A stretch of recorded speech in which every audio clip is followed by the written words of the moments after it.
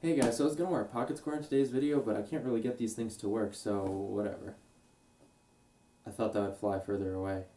Okay, so Jordan, you're acting all smart up in here, like, I know why the world's not gonna... Okay, so Jordan, you're acting all smart up in here, like you know something we don't know. But no, the world's not going to end on Friday. I know why. But maybe the world is gonna end on Friday, so don't act all smart on me now. For example, I bet you didn't know that scientists estimate that there's 20,000 pieces of space junk flying around in our solar system. Yeah. And of that estimated 20,000, only 6,000 of them are being tracked. That's about 30%. On a test, that's an F. A really bad one. So the US government is failing us. It's not just the US government either. From what I've been reading, the US government is the only government to be tracking asteroids, so their 30% F is actually leading the class. So there's this asteroid named Apophis. It came flying by the Earth in December of 2004, and it got scientists all concerned thinking that maybe it was going to run into the Earth in 2029. Well, they've deemed now that odds are it's probably not going to hit the Earth in 2029, but in 2029, it's going to tell us if it'll hit the Earth in 2036. That's right, asteroids can come by more than once, and that means that they cause a threat every single time. So when Apophis does its near pass in 2029, that's really going to determine if it hits the Earth in 2036.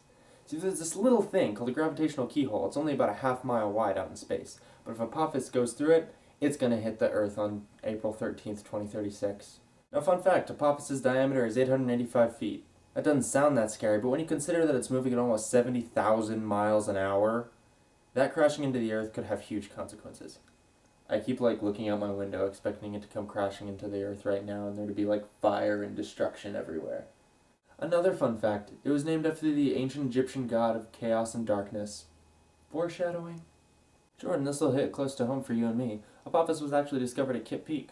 For those of you who don't know, Kitt Peak is an observatory a little bit outside of Tucson. So way to go, Tucson, for bringing home the news that we're all going to die from an asteroid.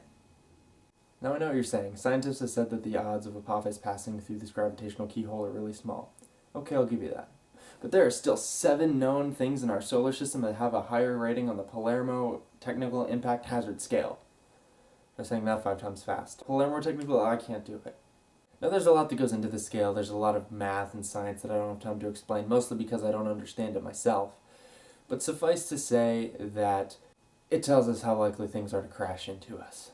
Oh, and you know those 7 things that I mentioned earlier that have a higher rating?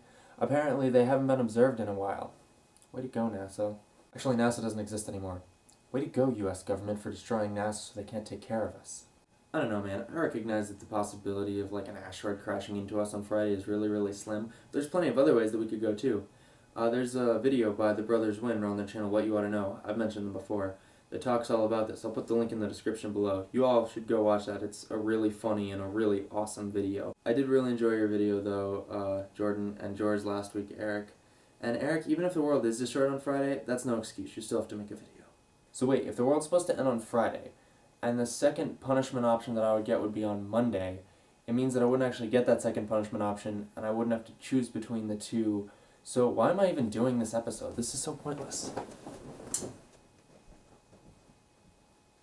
Also, Jordan, thank you for your awesome Christmas gift. I promise that yours is on the way. Oh, one other thing, guys. I am embarking on a journey this evening to bring home our dear friend Aaron, so he will be in town on Friday. That's when I'll be back, so I'll be back in time to see your video, Eric, and I can't wait to see it.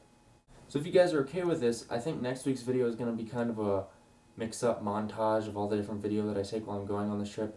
I'm going on it, again, with our friend Michael and Aaron's girlfriend Elena, and I'm really excited. We're leaving tonight at 10 o'clock so that we can drive all the way to San Antonio, pick up Aaron, and come right back home, get him home in time for Christmas. So it's going to be a very eventful and a very fun trip. I can't wait for you guys to see it. See you next week. Or don't.